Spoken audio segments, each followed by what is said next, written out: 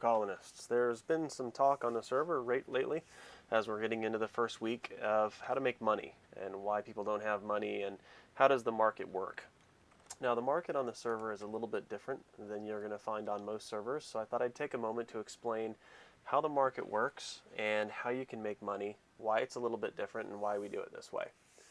When you come into the admin shop where we purchase goods, you'll notice that it's divided into two sides. On the right-hand side are infinitely produced items, mostly food and agricultural products, and on the left-hand side are things that require you to build or manufacture out of raw goods. You'll notice that there is no raw purchases here. Everything here requires either energy to create or crafting time to create. You can't just simply go mine diamonds, mine iron, come and press a sign, and voila, magic food. You actually have to work here. You've got to do something. You've got to build an energy system and make a part. You have to get into a crafting table and play with some of the better food crafting recipes with different ingredients. The goal here is to get people out into the world doing different jobs, really engaging with more parts of what's available as opposed to simply going down and trying to mine a bunch of diamonds to make some money. You can still make money quite easily. On the right-hand side here, you're going to notice that these are the agricultural products, and they're priced fairly high for what goes into them. For instance, the fish and chips here, when you boil it down after the recipe's all done, it's pretty much one potato and one piece of fish fillet. Super simple to get, nets you $8. You can make stacks of those at a time.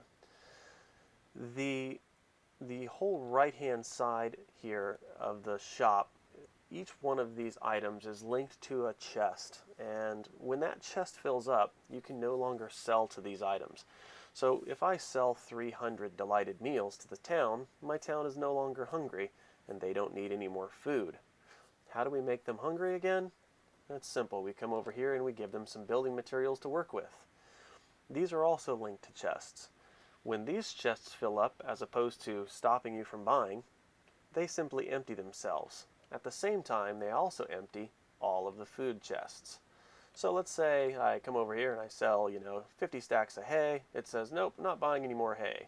So then I can come over here and sell, 20 stacks of charcoal, and boom, it opens everything back up. And now more hay can be bought, or more delighted meals, or whatever.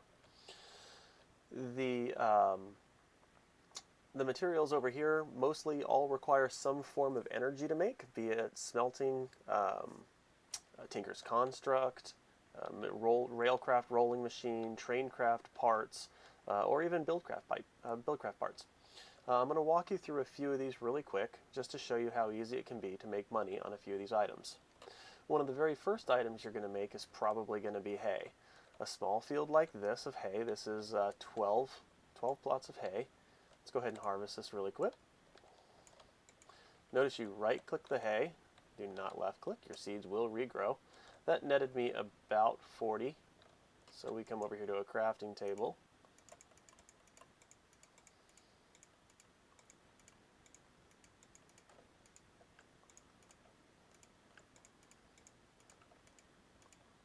Alright, that makes us 4 hay bales, or roughly, I think that's $20.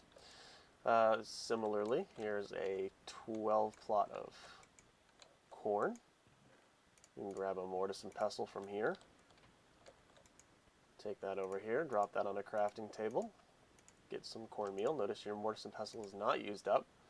And there's 12 cornmeal. So there we go. From just 12 plots, we can come over here to the admin store and sell some hay and some cornmeal.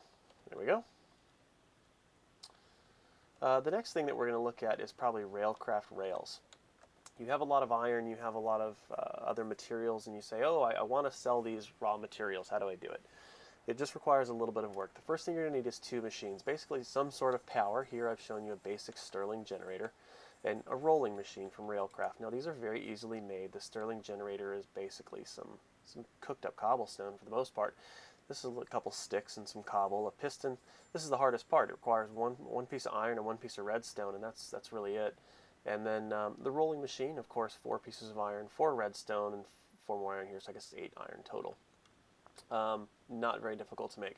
Once you have these 2 machines, you simply stick some coal or charcoal in here.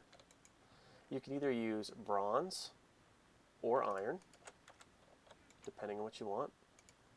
and you put them in the rolling machine and click that to make it. Notice 6 ingots yields 8 ties, whereas if you're using bronze, 6 ingots yields 6 ties. I believe there's one more metal which will also work, but I don't remember what it is. We'll leave that for a, there you go, 8 rails for $40. Nice. Made 70 bucks. Alright, the next one is going to require a couple extra machines. This is maybe a little bit later and when you have tons of extra redstone laying around. I have the same Stirling generator here, but this time it's powering a sag mill and an alloy smelter. Now we're going to grab 2 basic components, sand and redstone. Throw the sand in here first.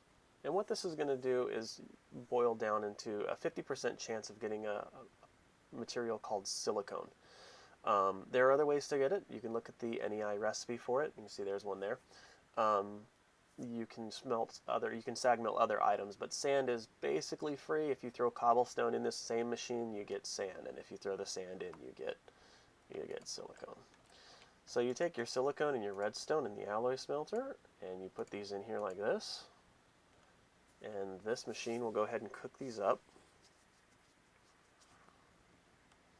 into these little redstone alloy ingots. And you know how easy a redstone can be to find, especially with Tinker Construct. You're going to have tons of this stuff laying around. Not a super high price on this, might change a little bit, we'll see. But there we go, for 2 pieces of redstone, well, what amounts to 2 pieces of redstone? You made 10 bucks. Again, not very difficult. Another item here is many people are unfamiliar with the Traincraft. Traincraft you will not find in your NEI. You can see it over there, generator. And if you pull up your NEI, you will see here's the generator, but it has no crafting recipe. What you're going to want to do is come in here and grab your Traincraft manual that you were given when you join the game, or you can get another one at spawn, and open up to page 31. You're going to see that a generator is made with 4 spools of wire, a circuit board, and some iron. You can find out how to make these earlier in the book. Iron is a little bit of plastic and some copper. Circuit board is some redstone and some more wire. And these make more than just one. These recipes here don't actually show you how many they make, but it's not as expensive as it sounds. So what you do is you grab your components here, and you don't do it in a normal crafting table. You've got to use a train workbench.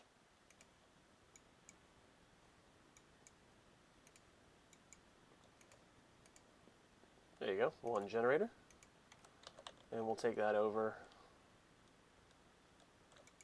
and boom, 150 bucks. Now, you should note that the generator, capacitor, and redstone chipset are all single items which empty the rest of the chests. So if you have a buddy who's selling a lot of hay and he needs you to empty the chests for him, sell 1 generator or redstone chipset, and you can do that. Now, this is Buildcraft. Many people that are familiar with that modder have maybe done this before. Those of us that are newer may have never done this because it's been around forever. Redstone chipsets, when you come down to it, is 1 piece of redstone and 1 diamond. However, in the machinery to make it is quite complex. You're going to need some kind of power, and for here I just have an array of capacitors back there that's, mostly charged. And what you do, well, let's get this started while I explain it.